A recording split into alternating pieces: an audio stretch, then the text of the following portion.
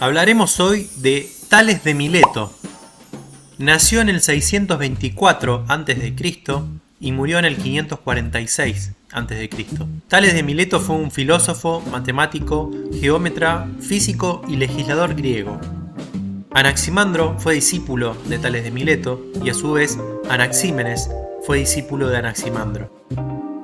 En el 624 nace en Mileto, una ciudad costera griega en la costa de la actual Turquía, hijo de Eusamias y de Cleobúlinas, descendientes de Cadmo y Agenor. Fue consejero de jonios y lidios. Se cree que predijo un eclipse solar en el año 585 a.C.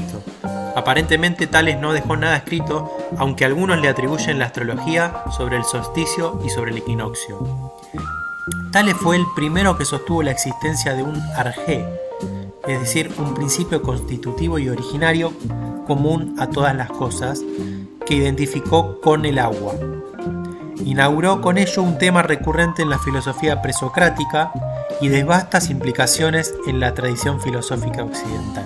De la vida de Tales de Mileto nos han llegado datos y anécdotas dispersas de imposible verificación. Al parecer, en su juventud viajó a Egipto, donde aprendió geometría de los sacerdotes de Menfis, calculó la altura de las pirámides por la longitud de sus sombras, también estudió astronomía, posteriormente enseñaría con el nombre de astrosofía, y de vuelta a Mileto dirigió una escuela de náutica, construyó un canal para desviar las aguas de Halis y dio acertados consejos políticos a los gobernantes. En geometría, y en base a los conocimientos adquiridos en Egipto, Tales de Mileto elaboró un conjunto de teoremas generales. Todo ello fue recopilado posteriormente por Euclides en su obra Elementos, pero se debe a Tales el mérito de haber introducido en Grecia el interés por los estudios geométricos. Sus muy numerosas, seguramente demasiadas, las aportaciones que se le atribuyen, probablemente por el inmenso prestigio de que gozó ya en la antigüedad. Junto con el legislador Solón y otros nombres menos conocidos, figuró siempre como el primero de los 7 sabios de Grecia. En matemáticas se atribuyen a Tales varios descubrimientos matemáticos registrados en los elementos de Euclides. Es muy conocida la leyenda acerca de un método de comparación de sombras que Tales habría utilizado para medir la altura de las pirámides de Egipto.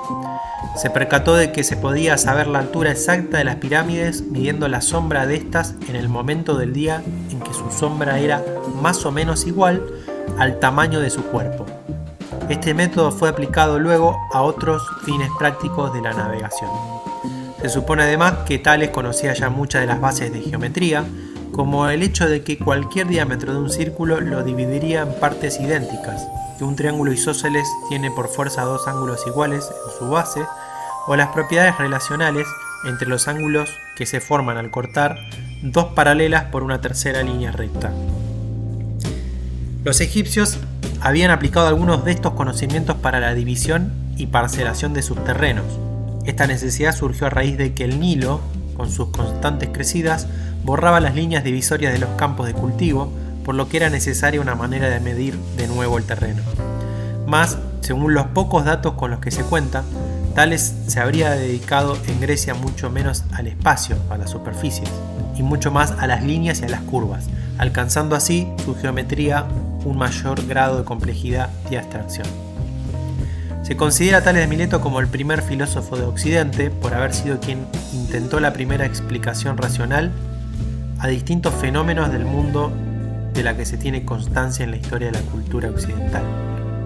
En su tiempo predominaban aún las concepciones míticas, pero Tales buscaba una explicación racional, lo que se conoce como el paso del mito al logos, donde la palabra griega logos alude en este contexto a razón, uno de sus significados en castellano. En líneas generales, sin embargo, no cabe confiar demasiado en las informaciones que disponemos.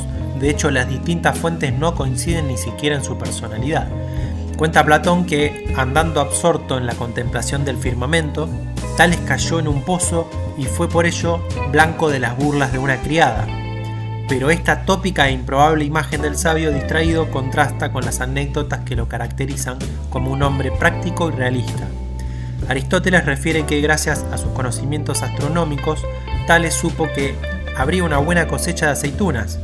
Por poco dinero alquiló en invierno cuantos molinos pudo y llegado el momento de la cosecha, ante la fuerte demanda, realquiló los molinos al precio que quiso, obteniendo grandes beneficios. Con ello habría querido probar que el saber es inútil y que si los filósofos no son ricos es porque se interesan más por el saber que por el dinero. Como curiosidad, Diógenes Laercio fue uno de los historiadores más importantes que investigó sobre la Grecia clásica y escribió la biografía de Tales de Mileto en una de las obras más destacadas de este autor, que es Los 7 sabios de Grecia, filósofos presocráticos y escuela jónica, Tales de Mileto. Es muy probable que haya sido uno de los primeros hombres que llevaron la geometría al mundo griego, y Aristóteles nos consideraba el primero de los filósofos de la naturaleza. Muchas de estas ideas parecen provenir de su educación egipcia. Igualmente, su idea de que la Tierra flota sobre el agua puede haberse desprendido de ciertas ideas cosmogónicas de Oriente Próximo. La filosofía de Tales de Mileto no se conoce de primera mano, pues no ha sobrevivido ningún escrito de Tales. De hecho, ni siquiera es seguro que haya escrito algo. Las afirmaciones registradas que se le atribuyen probablemente hayan llegado a los transmisores por segunda mano o incluso por tradición oral. Bueno, con todo esto se puede entender claramente por qué a Tales de Mileto se lo considera como el primer filósofo de Occidente, y como ya hemos dicho fue el primer hombre occidental, del que se sabe que trató de conocer la verdad del mundo mediante explicaciones racionales y no fantásticas o místicas, como hasta entonces se hacía en la antigua Grecia por medio de los mitos. Por lo tanto, Tales es importante para la historia de la filosofía occidental como iniciador de la misma, y con ello creó un legado de búsqueda y amor a la sabiduría. Continuará inmediatamente con Anaximandro y Anaxímenes, que nombramos, que llegará a su esplendor en la antigua Grecia, y más de un siglo después con Sócrates, Platón y Aristóteles. 3 filósofos que iremos viendo a lo largo de estos videos. Así que bueno, hasta acá llega nuestro video de hoy. Les agradezco nuevamente por estar del otro lado, tomarse el tiempo y espero que lo hayan disfrutado.